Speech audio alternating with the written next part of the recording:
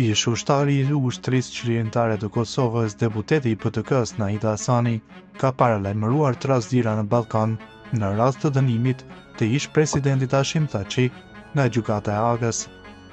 Duke u shprehur i shqetësuar për proceset gjyqësore në gjykatën speciale në Hagë ndaj 4 ish udhëheqësve të luftës qytetare të Kosovës, gjatë një interviste në emisionin Politico, Hasani shprehu edhe shqetësimin për trazëdira të mundshme në rajon në rast të dënimit të tyre.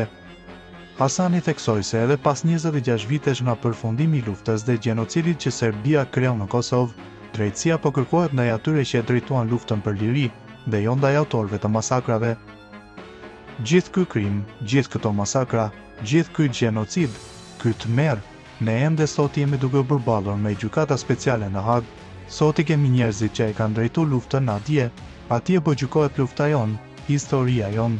Asnjë nuk po gjykohet për shembull për në një vepër pas lufte, 26 vjet pas në ky gjenocid që është bërë, ata atje gjykohen për lirinë tonë. Po nëse gjykohet Hashim Thaçi, kush na siguron neve që nuk do të ketë trazëdira në rajon, një luftë e jona, një liri e jona me dalë në bank të akuzuarve, tha Hasani. Unë besoj, shtoi deputeti PTK-s i pyetur nëse beson se do të ketë trazëdira në rajon në rast të dënimit në burg të Hashim Thaçit.